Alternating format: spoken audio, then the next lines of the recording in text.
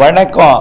செல்வகுமாரின் அதிகாலை வானிலை ஆய்வறிக்கை. அதிகாரப்பூர்வ வானிலை அறிக்கைக்கு இந்திய வானிலை ஆராய்ச்சித்துறை அறிக்கையை பார்க்கவும்.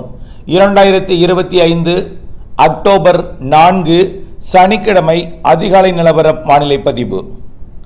நேற்றைக்கு விருதுநகர், தேனி, மதுரை மாவட்டங்களில் தொடங்கிய மழை திண்டுக்கல் மாவட்டம் மற்றும் மதுரை மாவட்டத்தில், சிவகங்கை மாவட்டத்திலையும் நல்ல மழை பொழிவை கொடுத்தது. தொடக்கம் முதல் பார்த்துட்டே வருவோம். சிவகங்கை மாவட்டத்தில் 83 மில்லிமீட்டர் ஒரு இடத்துல வடக்கு மாம்பட்டியில் பொழிந்திருக்கு.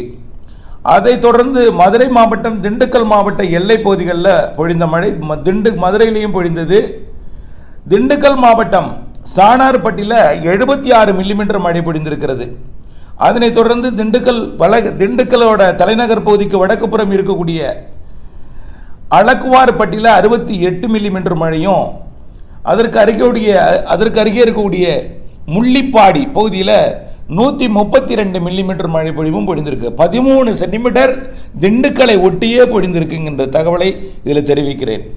அதற்கு பிறகு அந்த மழை பொழிவு அப்படியே திண்டுக்கல் மாவட்டத்திலிருந்து திருச்சி மாவட்டத்திற்கும் கரூர் மாவட்டத்திற்கும் அப்படியே கொஞ்சம் முன்னேறி கரூரோட திருச்சி மாவட்ட எல்லையோர பகுதியில் கொஞ்சம் தீவிரமடைந்து டெல்டா மாவட்டங்களை ஒதுக்கி கொண்டே வடக்கு நோக்கி பயணித்து கிருஷ்ணகிரி, தருமபுரி, ஈரோடு மற்றும் சேலம் மாவட்டத்திலிருந்தும் தீவிரமாகி கிழக்கு நோக்கி வந்த மழை அது கிருஷ்ணகிரி மாவட்டத்தோட தேன்கனி கோட்டையில் 13 சென்டிமீட்டர் மழை பொழிவை கொடுத்திருக்கிறது.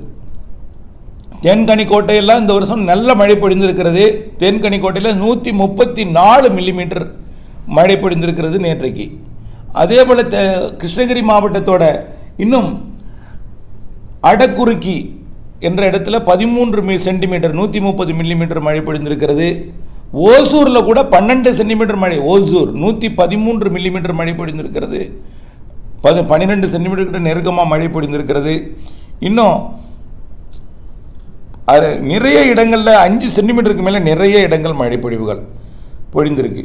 அப்புறம் அப்படியே பார்த்தீங்கன்னா விழுப்புரம் எங்கே நிறைய இடங்களில் 5 சென்டிமீட்டருக்கு மேலே பொழிந்து கொண்டே அது விழுப்புரம், திருவண்ணாமலை மாவட்டங்களுக்கெல்லாம் வந்து பொழிந்து விழுப்புரம் மாவட்டத்தோட, அதாவது செஞ்சிக்கு அருகே இருக்கக்கூடிய, செஞ்சிக்கு தெற்குப்புறம் இருக்கக்கூடிய சித்தம்பூண்டியில் 127 மில்லிமீட்டர் மழை பொழிந்திருக்கிறது.